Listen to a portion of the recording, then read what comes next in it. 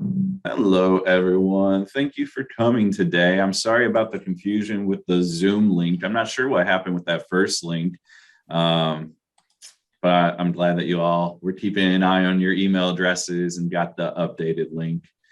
And there's Jenny, who I just got off the phone with. All right, so I do believe that you are all that have registered. So we'll get started, especially since it's also 10:01 now. I think most of you know me, but I'll do a brief intro anyways, just in case anyone doesn't. My name is David Cobb, and I work in the Faculty Success Center. And primarily, my responsibilities are to help the faculty in all sorts of ways. A lot of it is technology based. And so that's some of my background and some of my strengths in technology. So I do a lot of technology stuff, but we in the Faculty Success Center support faculty in a lot of different ways. But today we are covering the Google Drive and how to use it. So that is what we're going to do. Before we begin, any questions?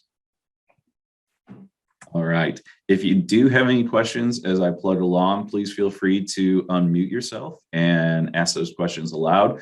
I'm kind of a bad presenter in that I get in the zone and just keep talking and don't always leave room for questions as I go. So just interrupt and don't worry about doing that. So a lot of what I'm going to be doing today is sharing my screen and showing you the Google Drive and kind of just exploring it. So that is what I'm going to do now. And if someone could just let me know just by a nod of the head that you can see my computer screen now. All right, excellent.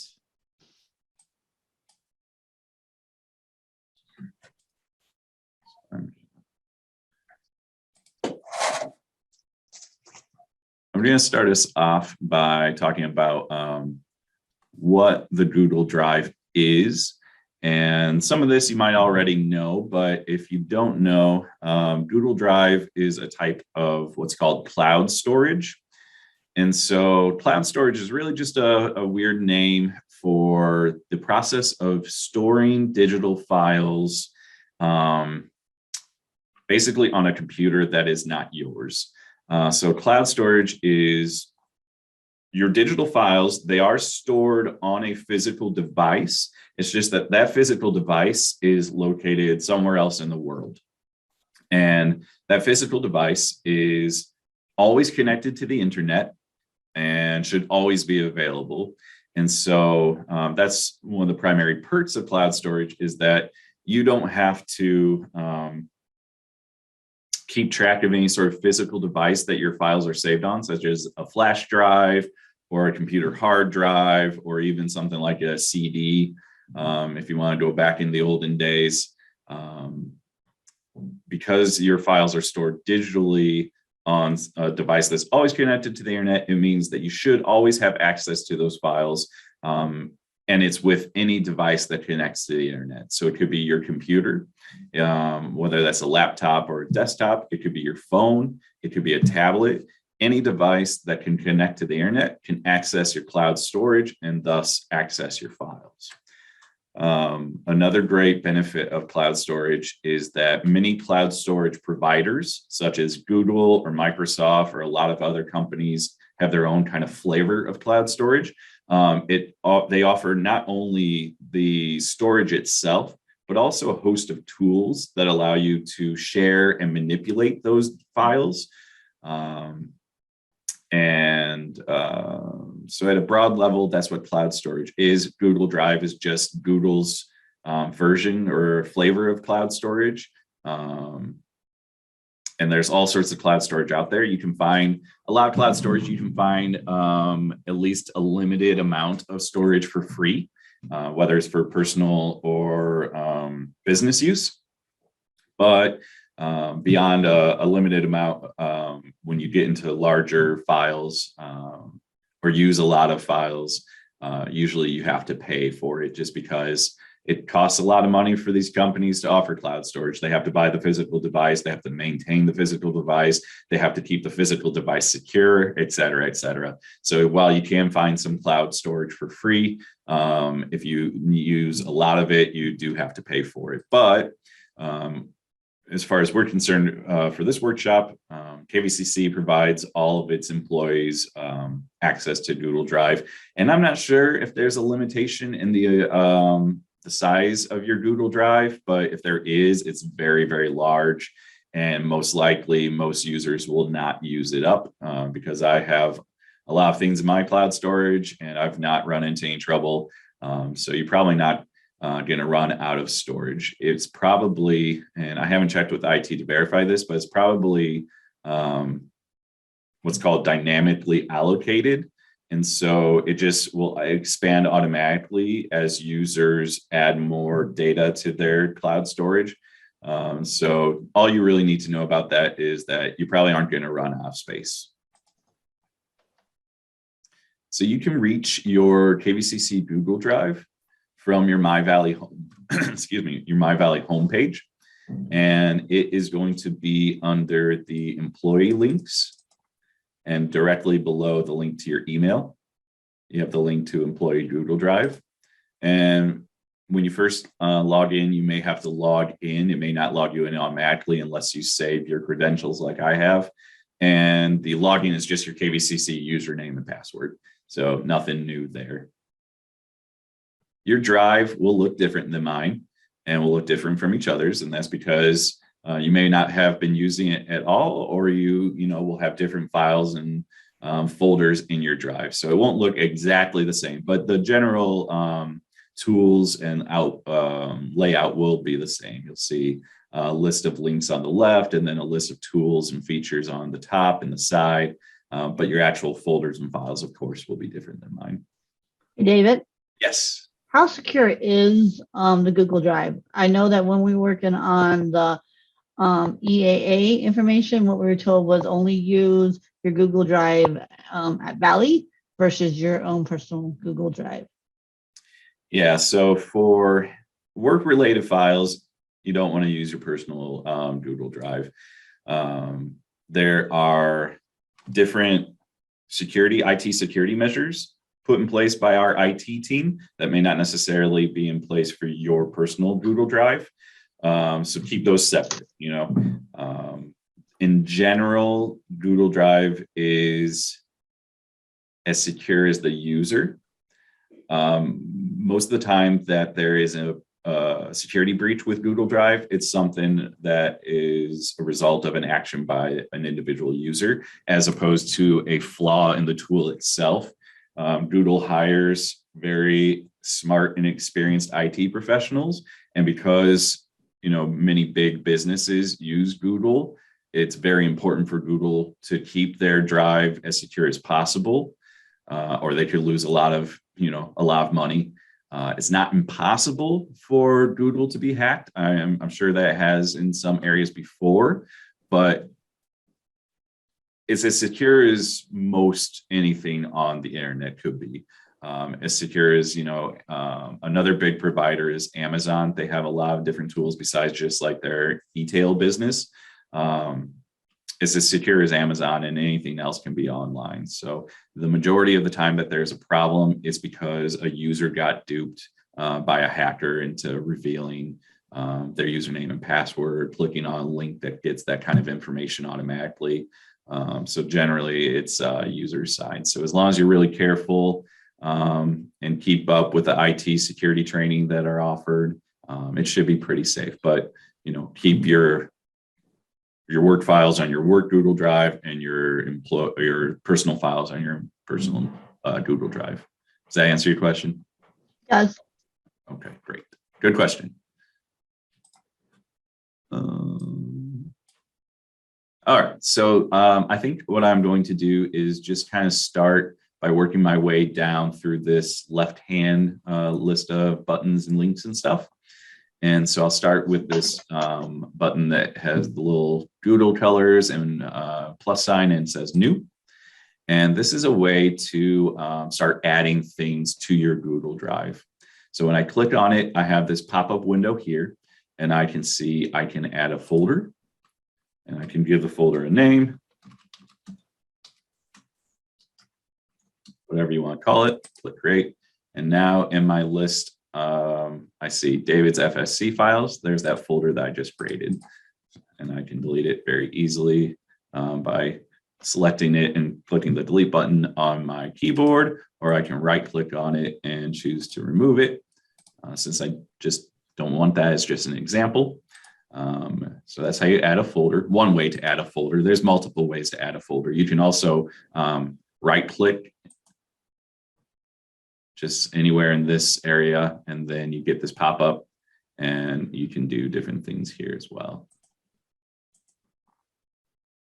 There. I guess you need to stay away from these folders.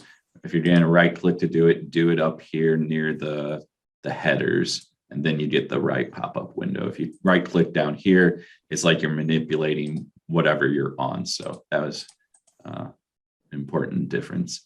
But anyways, going back, you can also upload a file, and you can click on that, and then you get the little file explorer window, and you basically are just navigating to wherever your files might be saved on your computer. Or if you have a flash drive plugged into your computer, you can find it on your flash drive.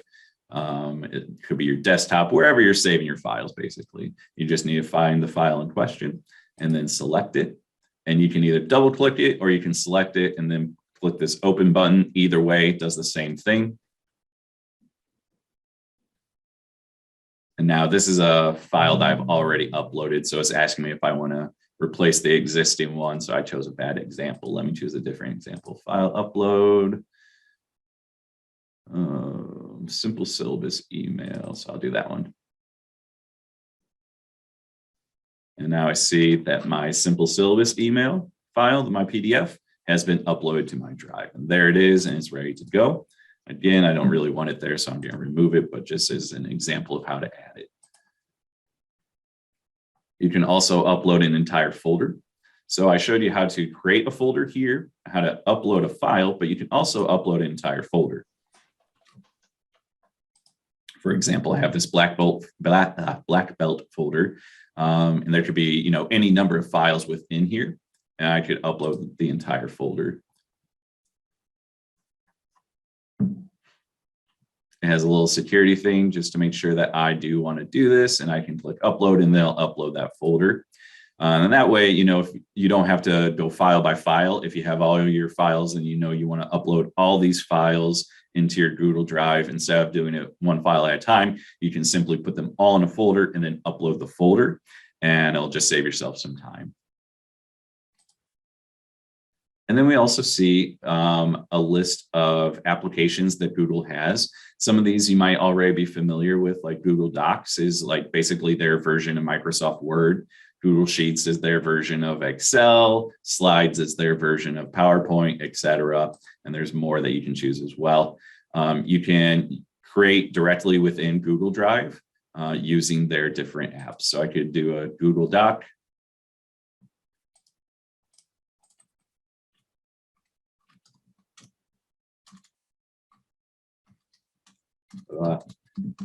That's if I could type, and Kim and Jenny, Lisa, Kathy.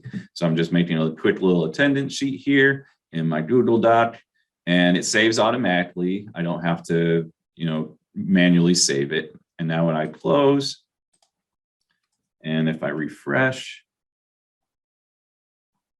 I see here's that Google Doc that I just created. Oops. In my Google Drive, today's workshop attendance, and I can open it and see that content. So you can create individual files using Google's applications if you want to. You certainly don't have to. If you're more comfortable using the actual Microsoft Word, you can always open Word, save the document, upload it to your Google Drive. But if you want, you can just use their equivalent, Google's equivalent applications directly from within Google.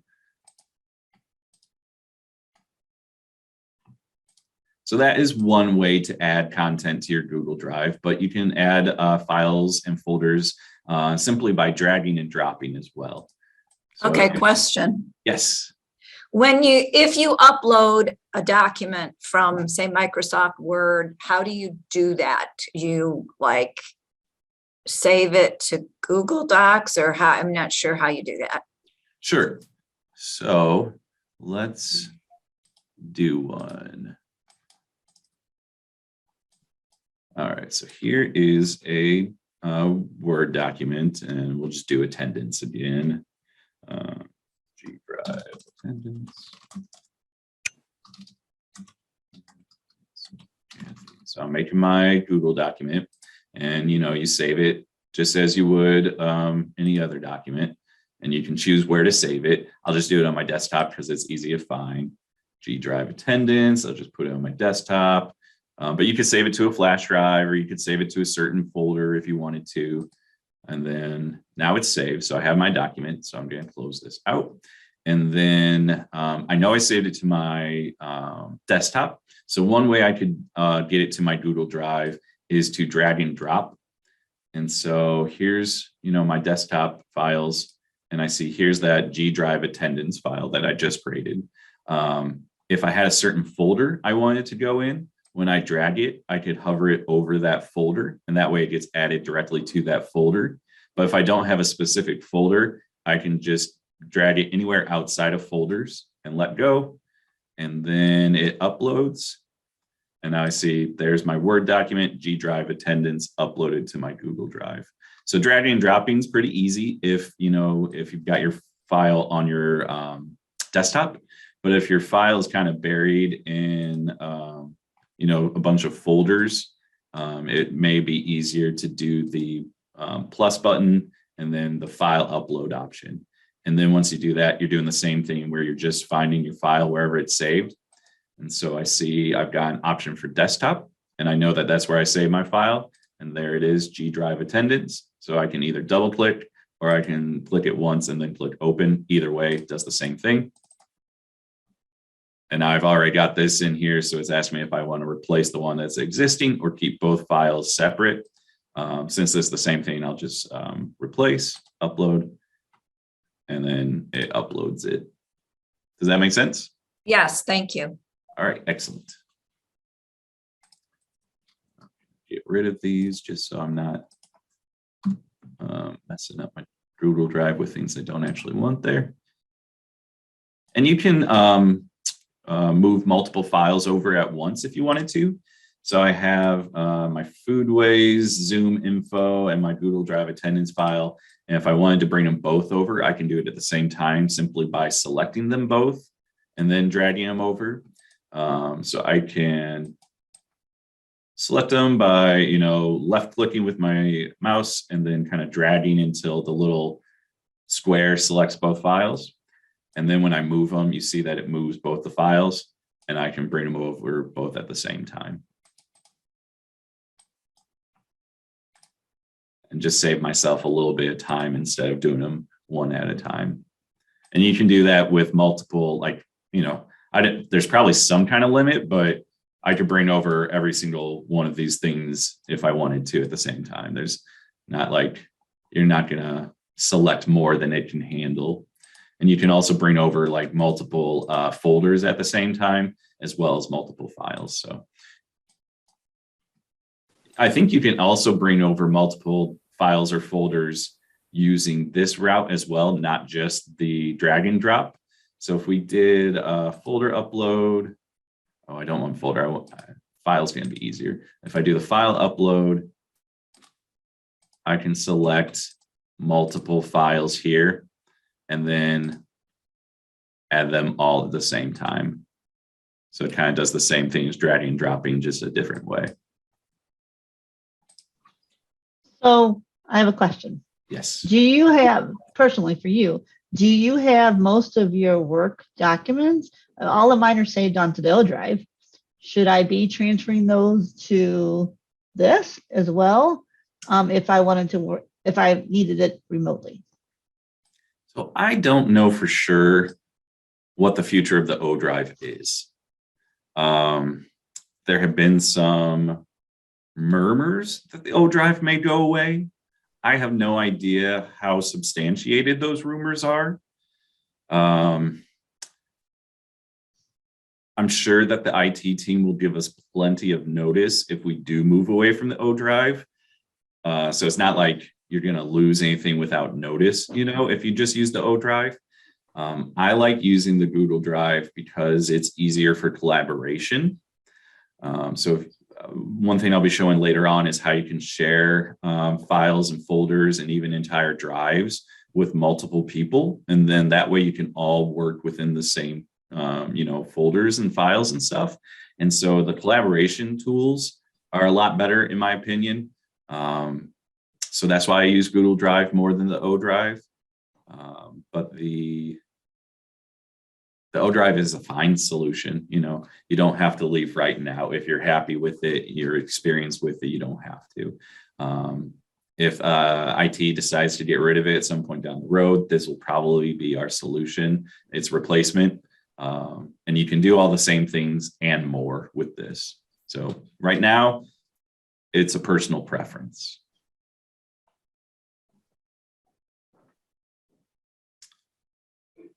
So let's talk about,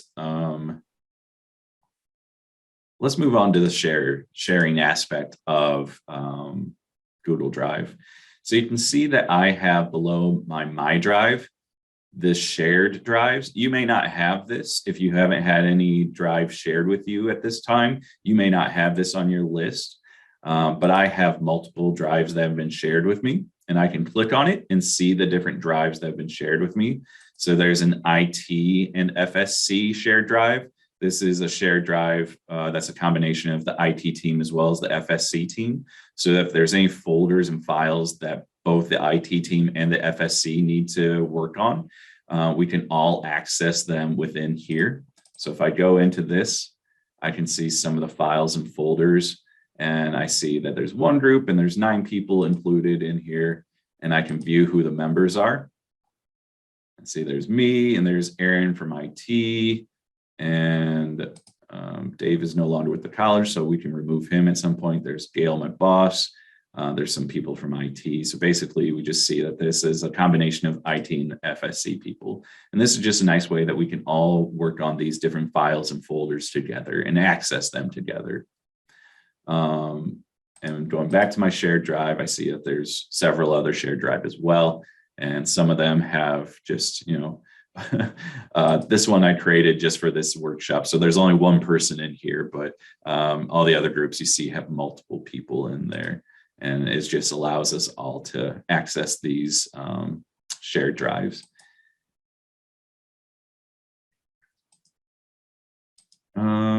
Before I move on, let's see, how did you get to the view? How did you get the, so you have different ways of viewing your files and folders in your drive, and you can switch between them with this button here in the top right area. You can have it as a grid view, or you can have it as a list view. It's entirely a personal preference thing, whatever you prefer, but that's how you switch between them.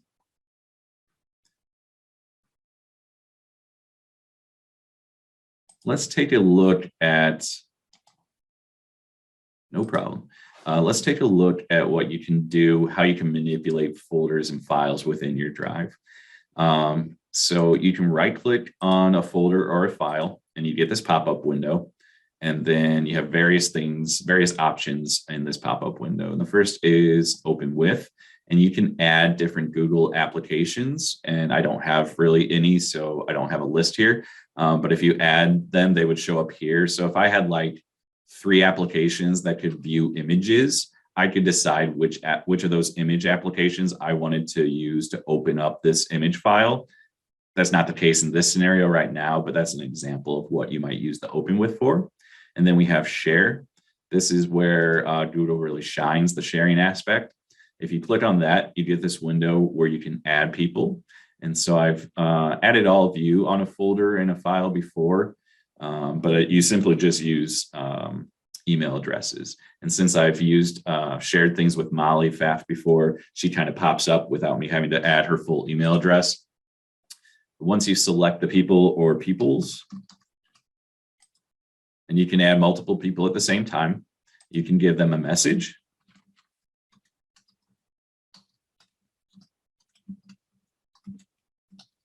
whatever the message you want to give them. And you can change their basically their access. They could be the editor, which gives them full access to the file. They can organize, well, this is a folder, so they can organize the folder, add or delete files, basically do everything that me as the creator could do. You could do a commenter, and this just gives them the ability to add comments to files within it, or viewer, and that's the least permissions, and that just lets them see, but they can't actually manipulate anything, file or folder. They can just view it. Depending on what your end purpose is, you may want to select one of these over the other, and you just choose the one that you want, and then send. And so Molly and Gail will both receive an email with that little message that I gave them, and they'll just ignore it because that's what I told them to do with the message. But in another example, you may say, this is that file I was talking about. Go ahead and look at the folders and make changes as necessary or what have you. So in my Google Drive workshop folder, I have one file, and what is your favorite ice cream flavor? And I see this little icon with like silhouettes. That means that it has been shared, and I can right click on it and I can preview it. And then I get just a little preview of what the document has. And I can choose to open with. If I had multiple things, really, I just want Google Docs, and this will open it. And we'll see that I've added my ice cream. Lisa and Kim have added theirs. That's good. So they were able to access this and make some changes and stuff, and that's great. I can choose to share it, and we just saw how to share. And we see the people that have the ability to view it right now. There's myself, Gail and Molly, who I just added, and then all the people that had registered for this workshop. And I can also from here change the access if I wanted to. Like if I wanted to change Gail from just being able to view it to being able to access it, I click on the viewer, change it to editor, and save. And now Gail will also be able to add her favorite ice cream flavor. Or if I don't want her on here at all, I can remove and then save. And now she's gone and she can't access this file any longer. There's one other thing, really the only other thing that I want to talk about in this list is transfer ownership. If I started the file, but I'm not the one that should be, going forward with it, and say Jenny is, I can transfer ownership to her, and then she becomes the owner of this file, and she can take it over and make whatever changes she wants to at that point. So I have a question about this. Yes. Because I have used Google Forms to do an activity with students. When I'm sharing it with them, what I'm understanding is that they have to be editors, correct? If they're going to make any changes to it. Yeah, like I'm having them put their name on different things, and so whatever. Because sometimes I'll get I'll have a link, and I'll have the faculty member put the link up, and then I get all kinds of emails that say, Jenny, I need access to this. One reason that happens that I've run into is that, a lot of people have their own personal Google account. And when you're sharing it, you may share it to KVCC accounts, but that person is logged into their personal account. So when they try to access the file, they're trying to access it under their personal account, which you have not shared it with. You shared it with their KVCC account. And so that happens all the time. I have a folder with one-off little tutorial videos that I share with faculty. And that happens all the time where they're logged in with a personal Google account. And I say, you have to log out of that and then log in with your Google account. Or I just add their personal Google account just because sometimes that's easier. But that's what happens all the time. So all KVCC students have access to Kalamazoo Valley's Google Drive. Correct. Yep. They have their own Google Drive, just like we do. Thank you. Mm-hmm. When we're in the share folder, we have this get link. And right now we see it's restricted. Only people added, which, oops, let me go back. I didn't mean to do that. Only people added, which are these people here, can open this link, but I can change that if I want to. There's this little blue share with the Kalamazoo Valley. If I click on that, I get this little page here, and there are 3 options. There's restricted, which is what it was originally, which means only the people that you have manually added to this file can access it. There is Kalamazoo Valley. That means anyone logged in with their KVCC Google account that also have access to the link can reach it, or anyone with the link. And that just means anyone that has a link can access the file, whether they're logged in with their personal account, their KVCC account, or not logged in at all. Depending on what the document is, you'll want to use different levels of restriction. If it's something that should be public facing and accessible, anyone with the link. If it doesn't matter, who at KVCC has access, then Kalamazoo Valley. If you only want specific people to access it, then restricted. And you can change it, after you've set it, you can change it at a later time. So if I set it for KVCC and then a week later want to make it restricted, I can do that. I can change it at any time. And then once you say who can access it, you can also change the level of access, which we talked about, viewer, commenter, and editor. You can also get the link for the file with the get link. If all your share settings are correct, well, okay, so that just is where we already were. It's just sometimes there's redundant ways to reach the same thing. So we could reach it from the share by clicking on this, and we see this is the same as that get link page. Either way, they both do the same thing. So you get the link, and then I can, you could even put the link in the chat. And then that's just one way you all could access this file. I find that very helpful, because it can be, you can get lost trying to figure out where it is.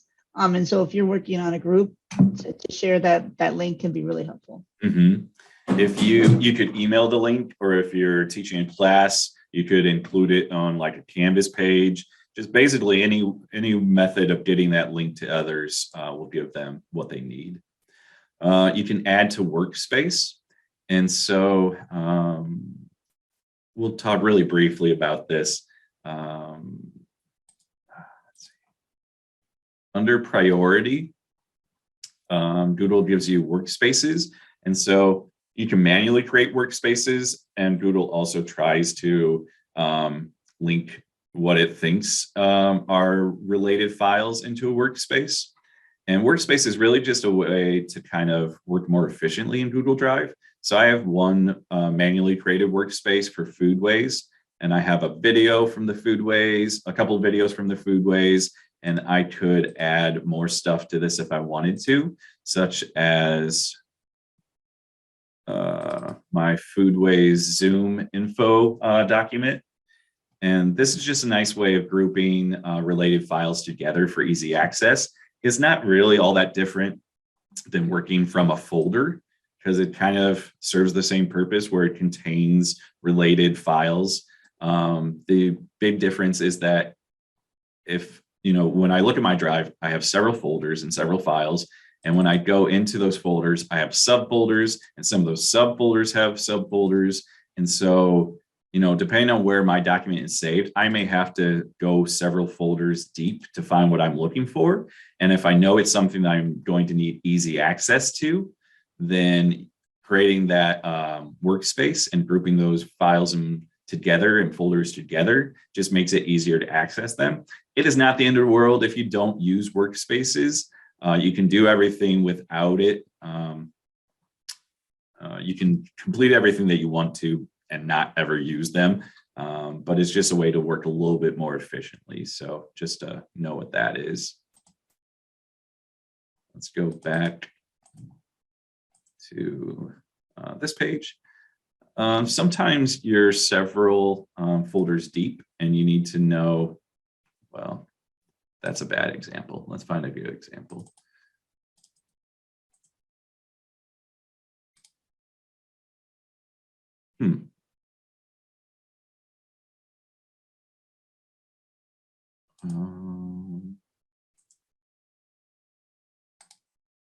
There we go. Okay.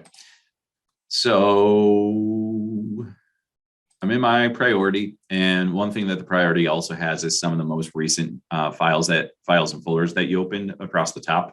And say you want to reach the folder that a certain file is in, you can right click on that file and then show file location, and then it'll take you to the folder that file is in. So it's just a way to kind of skip through a few clicks to reach the folder that a file is in, especially if you don't know what folder a file is in. That's where that comes in super handy.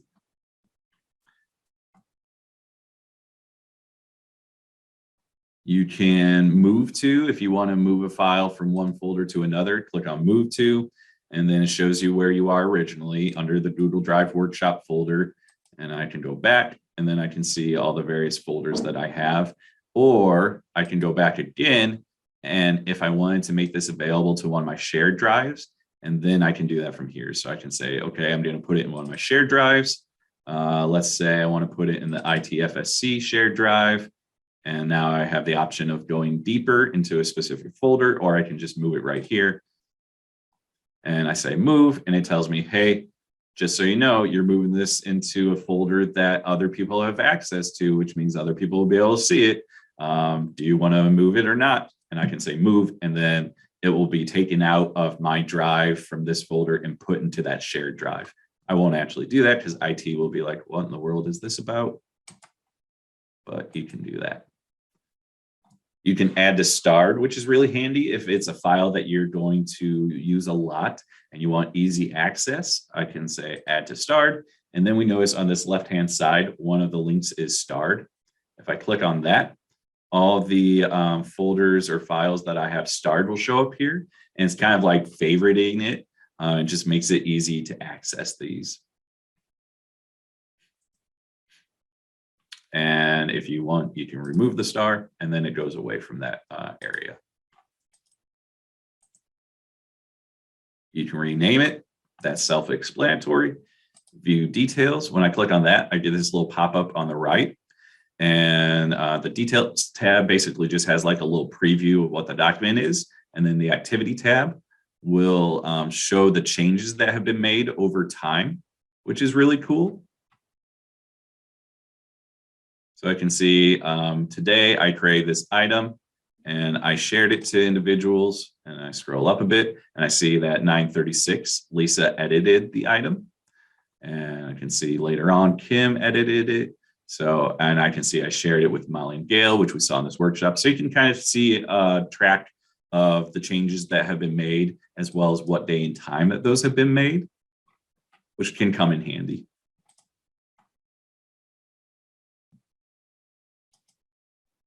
Where did you get the detail that? There's a couple of ways to do it. You can right click and do the view details, okay.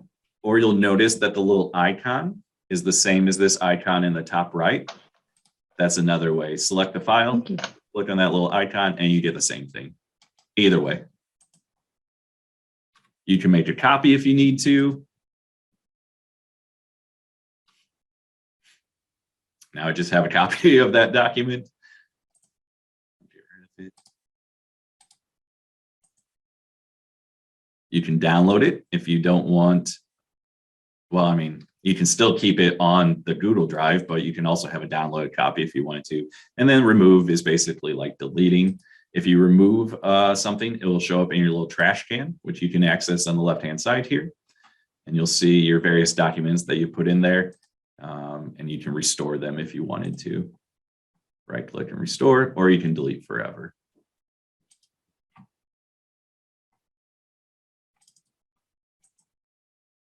All right, that is everything from this. Let's go into the document. So now this is a Google Doc, which is a lot like Microsoft Word. And I'm not going to teach you how to use this because that's an entire workshop all on its own. But one thing I do want to show you from here is what you have under the file. So you can share it from here, which is fine. You know, if you're like working in here and you don't want to go back to that Google Drive page to share it, you can share it directly from here. You can email it directly from here, which is kind of cool. You can email collaborators, which allows other people to work on it. You can download it. And this is something I wanted to call out is the Google Drive, Google Docs, lets you download in different file formats, including PDF. So that's really cool. If you had a Word document, well, you can save a Word document as a PDF. I guess really this only comes in handy if you're working in Google Docs and want to save it as a PDF, but I still think it's a pretty cool tool. You can see a version history to let you see changes over time, and you can name current versions. So if you're working on something together with someone, they can start working on it and name their version like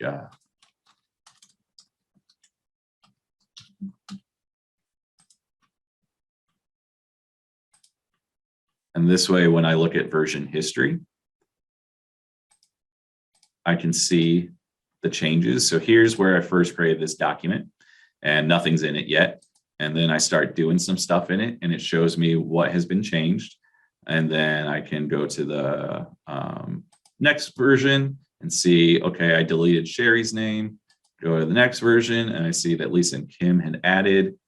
So this is a super handy thing when you're working on a document with multiple people, being able to keep track of the versions and the changes that have been made.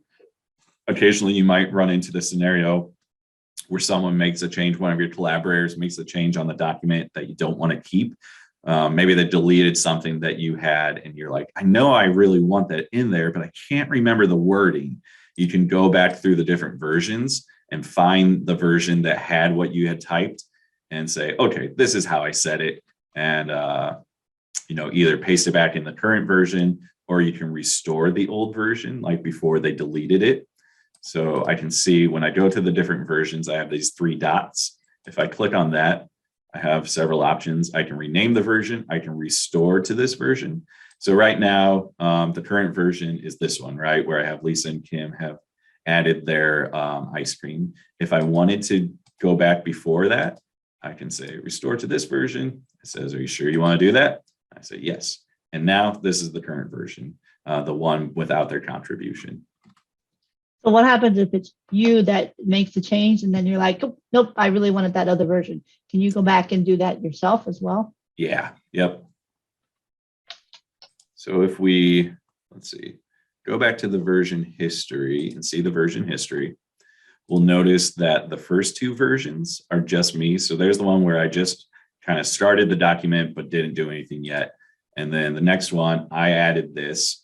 And so the only person that has acted in the document is me, but you can see it made 2 different versions because I had made those changes. So are you telling me that I don't need to do the save as and change the name so I can save the 2 different versions? Is that what you're saying? Yeah, if you were working directly within the Google Doc, that's correct.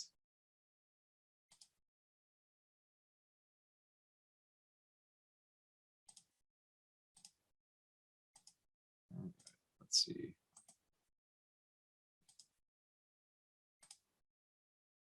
You can get information about folders just like you can about files. So I select the folder and I click on the little details thing. And first is the details tab. And I see the little silhouette icon. So I know it's been shared with others. And it says who has access. And if I hover over the little circles, it'll show me who has access. I can manage the access from here if I want to. I can get some information. Tells me it's a Google Drive folder. It's in my drive, when it was last modified, et cetera, stuff that you probably don't need to know too much about. And we can see activities as well. And it shows me basically the most recent activities within this folder. So just like you can see the details and extra information with files, you can do the same with folders.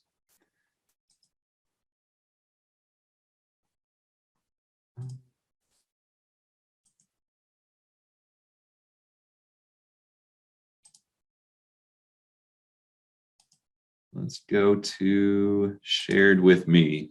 So this shared with me is a list of files and folders that have been shared with you that are owned by others. So let's look at the top one here. It shows me last week, I had this Kitchenistas video shared with me, and it shows shared by, that's the owner, Christina. and when it was shared. She shared it on April 1st. And I can see other files, as I scroll through. Depending on the level of access that they gave you when they shared it with you, there are different things that you can do. If they gave you editor access, then you can do all sorts of things to it. Actually, you know what? This is a great time to show this slide. So this is a breakdown of the access by kind of ownership type or permission type. We see the owner and the editor basically have the same permissions. They can delete files and folders, add files and folders, share, edit, comment, view. Commenters have the ability to comment and suggest edits, and they can view the files and folders. And then viewer just can view the files and folders. They can't even make comments or anything else. So this is just a kind of a handy guide to the different access. And depending on, what access you have from someone else's document, you can make changes or just view. Over on the left, we have recent below the shared with me. Recent just shows the most recent documents that you've opened. It's another way to more quickly reach a document if you've opened it recently, kind of like the starred, except the starred doesn't matter if it's recent or not. It's going to be there, whether it's, here's one that I starred from August in 2020. But it's still there because it was starred.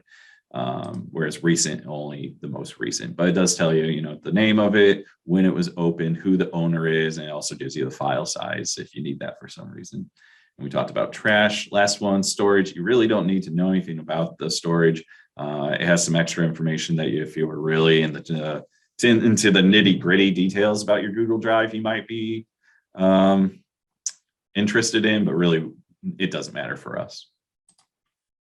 Let's look at some of these things across the top now. We have the search bar, and it operates the way most online searches does by keyword. So let's say I'm looking for my ice cream thing. I can type in ice, and we saw that it popped up with my result, but let's say it didn't, and I just want to search for ice. All these files somewhere in there have the text ICE next to it.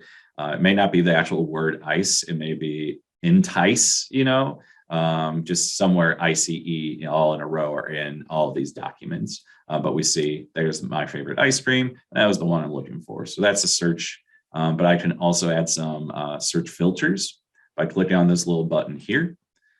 And I can filter by the file type. Like if I knew I was looking for a doc, I can narrow it down so it only shows documents. So for example, we see here's their Excel version, and here's a PDF. If I narrowed it down to documents and did my search, then I see it doesn't have those document types. So it's just a way to filter to narrow down your search if you have a lot of search results. You can also filter by the owner. You can add more keywords. You can add terms that are in the name. If you know where it is located, where it's saved, you can add that. If you know when it was last modified, you can add that. Basically, it's just a nice way to filter so that you can find exactly what you're looking for in your search and not have to scroll through a ton of documents.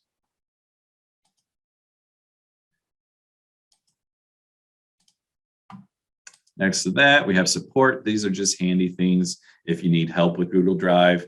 Training, if there's any updates, that's all that's really important there. You have the settings icon, and you can change some of your settings in your Google Drive. Probably the only thing that you might be interested in changing here is this density. And so this changes how compressed all the icons and files and all the images are in your Google Drive. So I have it as comfortable, and we can see what it looks like. And if I were to change it to compact, we'll see everything's a lot closer together. That's probably the only setting that you might be interested in changing. Everything else you could probably just leave as is. We have this little button for Doodle Apps. This is another way to reach the various applications that Google has. Like we saw, Google Docs is basically their version of Word. Sheets is their version of Excel. Slides is their version of PowerPoint. They have a calendar, all sorts of nifty tools that you can make use of if you want to. You don't have to, but a lot of them are pretty cool. This is your account, and you can log into other Google accounts or log out. I don't really do anything with any of these. It's just really just an easy way to reach your calendar. I don't know what Keep is. Oh, it's just Notes. I don't know what that is.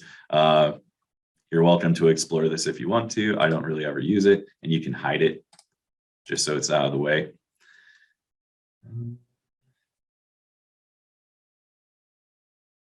All right, I think that's everything I wanted to talk about. So for the last 9 minutes, I'll just answer whatever questions you might have.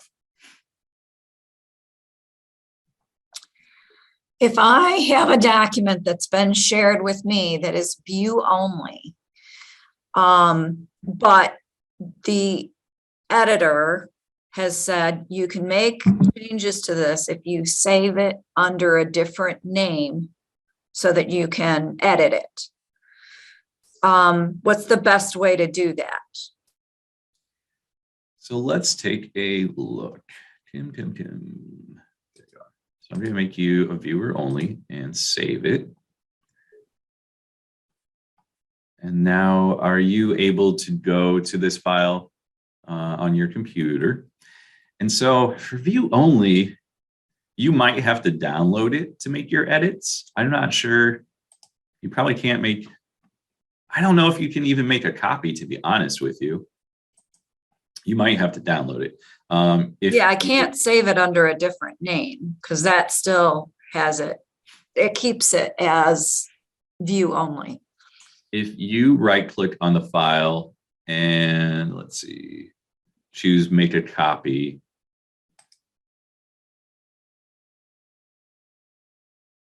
Does it give you a change in permissions, or are you still? No.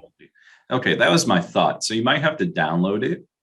And then once you've downloaded it, it should be your file and you should be able to make changes. And then once you've made your changes to the downloaded version, you can upload it back to the Google file. Does that make sense? Yes, yes.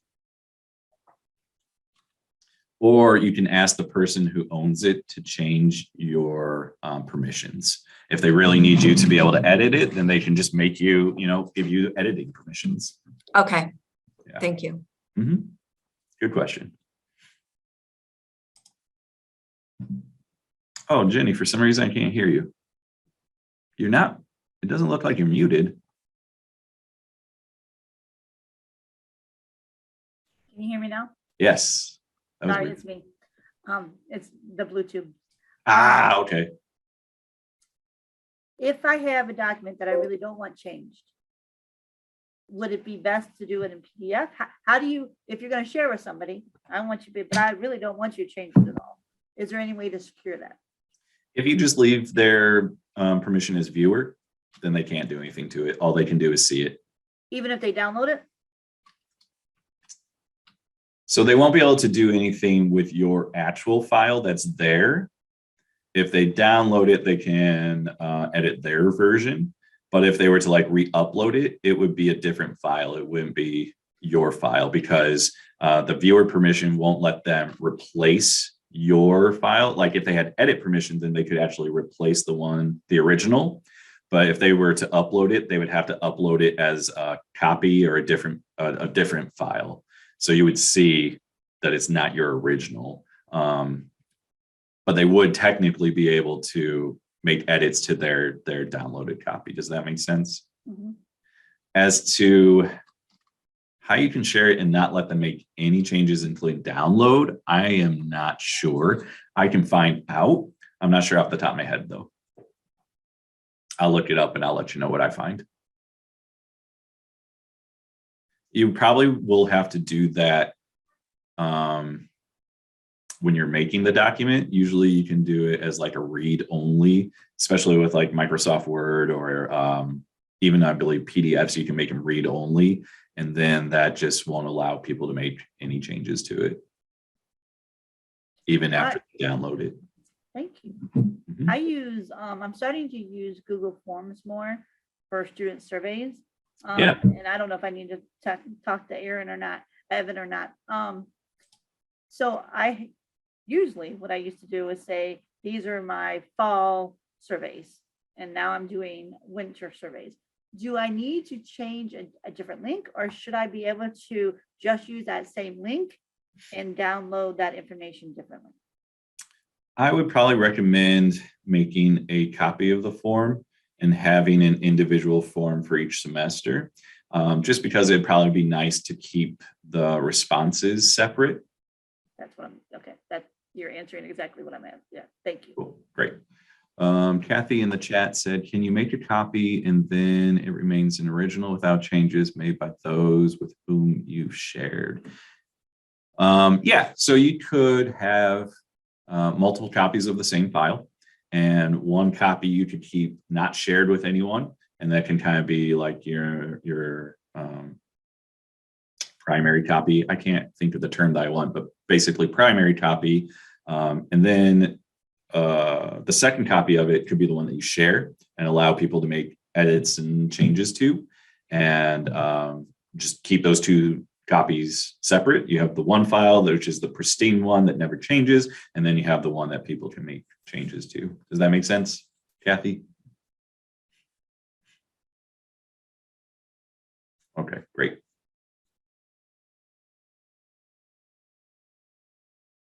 Lisa, how are you doing? Any questions?